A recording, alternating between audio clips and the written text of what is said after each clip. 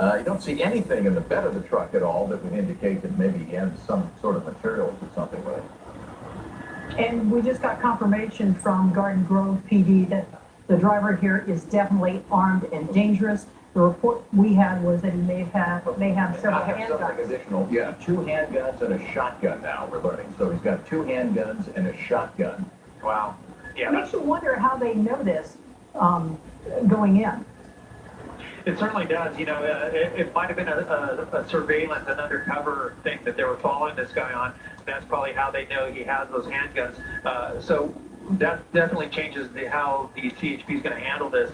Certainly, a pit maneuver will probably be out of the question because of the safety of the officers. You know, they're going to keep behind this guy and trail him. Although they won't rule that out, but certainly they're going to be using a lot of caution there as far as approaching this pursuit that way.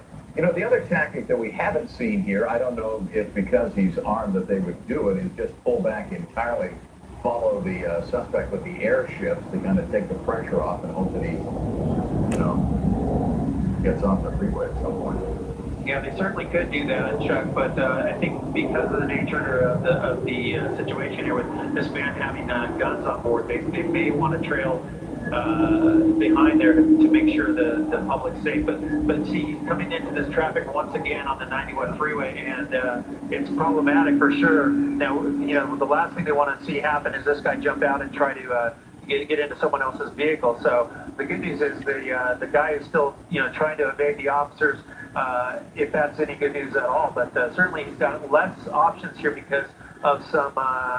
He doesn't have so much of the shoulder to use. He does have the side shoulder to use, but certainly not the center divider anymore to use that to get around cars. But he's going to come into some more heavy traffic here as he reaches into the Riverside area. Once again, this is a solo occupant in the U-Haul pickup truck here. Gil, knowing what we know about him so far, the fact that he has a couple of handguns and a shotgun, they describe him as having short cropped hair. Would you presume they know who's driving this car? I would have to think so, given the fact that they know so much about the suspect and what he has.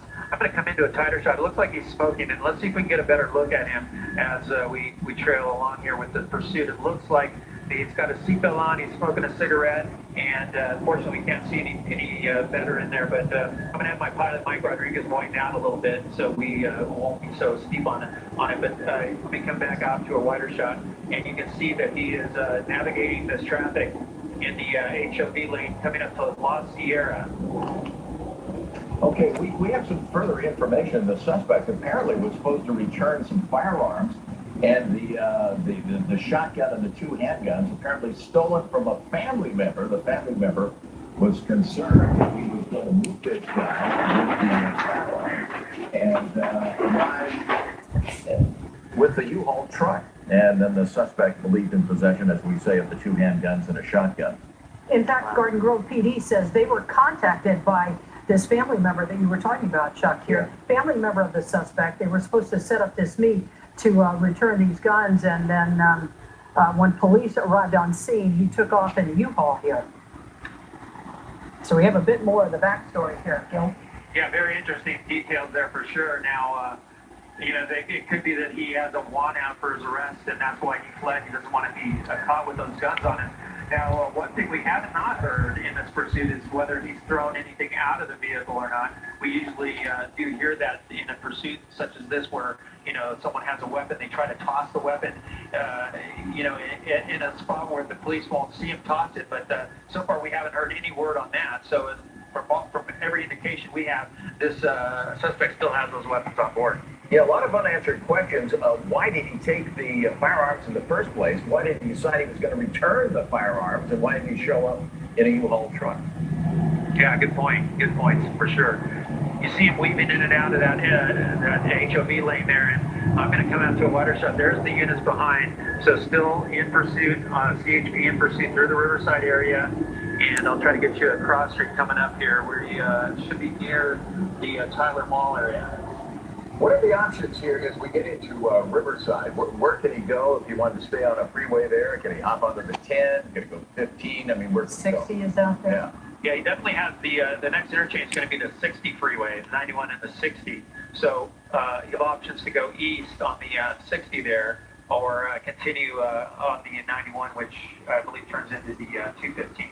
You know, you can't help but notice when you're on a tight shot there, his demeanor, Chuck pointed out he was smoking a cigarette, but he just seems as calm can be, just tooling down the freeway there. He certainly is. I mean, you know how difficult it is to drive in traffic, let alone passing people on the shoulder and in the HOV lane here. So a lot of distractions for sure, and a lot of people we've noticed early on in the pursuit. A lot of people broke down on the side of the road where he's come upon those people and had to cut into lanes like he just did there. But certainly he's going to have a lot of difficulty ahead as he approaches that 60 interchange. Yeah, that's a really tricky interchange there. Anybody who's been on the 91, it's over to the right-hand side, and I believe it's like one lane that will take you back westbound towards Los Angeles, the other eastbound towards the Palm Springs area. And if you miss it, you're on to the next interchange. That's for sure. It is tricky. And you see him splitting lanes, so Yeah. he's definitely trying to get around all these vehicles here, and it is a daunting task for sure because there's so many vehicles on the freeway right now, and then of course the CHP, they're trained in doing just this, so they're able to keep pace with them. And I'm going to check with my pilot, Mike Rodriguez. Mike, what's your